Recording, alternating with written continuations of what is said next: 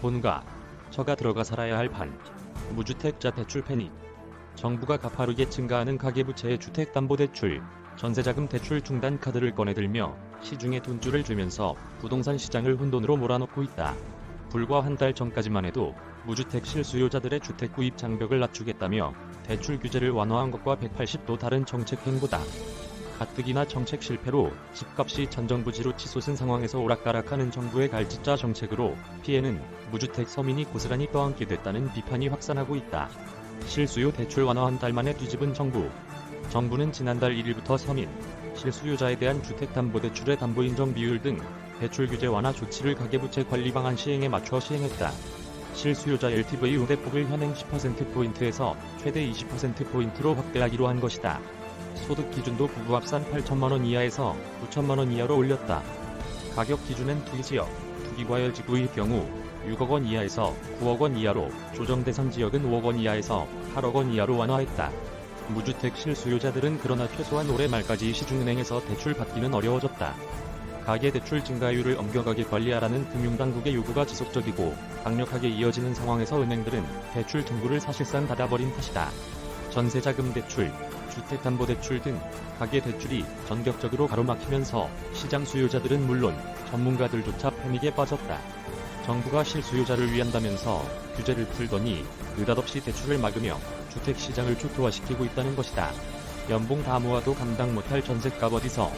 문제는 대출 중단이라는 정부의 고강도 처방이 최악의 전세난 상황에 이루어졌다는 점이다. 서울 아파트 전셋값은 지난해 7월 새 임대차법 시행 직후 수준으로 오르며 약 1년 만에 가장 높은 상승률을 기록했다. 한국부동산원에 따르면 7월 넷째 주 서울의 아파트 전셋값은 0.16% 올라 지난주보다 상승폭이 커졌다. 이는 새 임대차법 시행 직후인 지난해 8월 첫째 주 이후 약 1년 만에 가장 높은 상승률이다. 수도권 아파트 전셋값은 6년 3개월 만에 가장 높은 수준으로 오르는 등 전세난이 극심한 상황이다.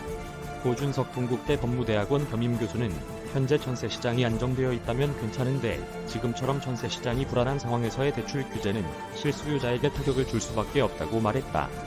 특히 종합부동산세, 여파가 지속되면서 조세를 전가하기 위해 전세를 월세로 돌리는 경향이 확산하고 있는데 이로 인해 전세 물량도 급격히 줄어들고 있다고 지적했다. 고 교수는 전세 물량 감소는 전세가를 올리고 전셋집 마련이 어려워진 실수요자는 울며 겨자 먹기로 매매 수요로 이전된다며 그런데 대출마저 막히면 이들은 도저히 선택지가 없다고 했다. 그는 무주택자는 당분간 본가나 처가에 들어가서 살거나 텐트를 사서 풍찬 노숙해야 할 수도 있겠다며 정부 기조를 도저히 이해할 수가 없다고 말했다. 확산하는 주거 하향 이동 공포. 주택담보대출과 전세자금을 동시에 규제하면서 당장 무주택 서민들은 심각한 주거 불안에 노출될 위기에 처했다.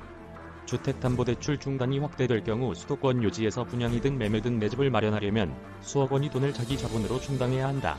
여유자금이 많지 않은 사회초년생에게는 언감생심이다. 결국 부모의 도움을 받을 수 있는 금수저나 소수한 금부자만 집을 살 수 있는 셈이다.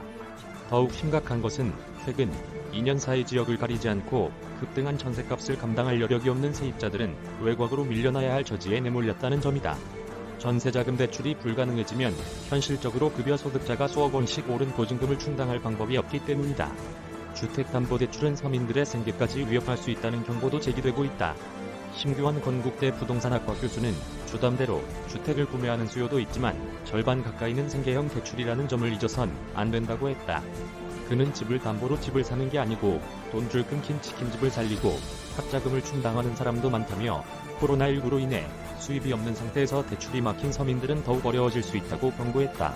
고 교수는 주택수가 늘어나고 있고 그에 따라 대출 총량이 늘어나는 것은 당연한 수순이라면서 총량이 늘어도 지금처럼 연체율이 변동이 없다면 건전한 대출로 볼 수 있다고 했다. 그러면서 연체율로 따지지 않고 단순히 대출 총량으로 규제를 하는 것은 무주택자들을 사실상 길거리로 내모는 조치와 다를 바 없다고 말했다. 김동표 기자 이메일 주소. 김혜민 기자 이메일 주소.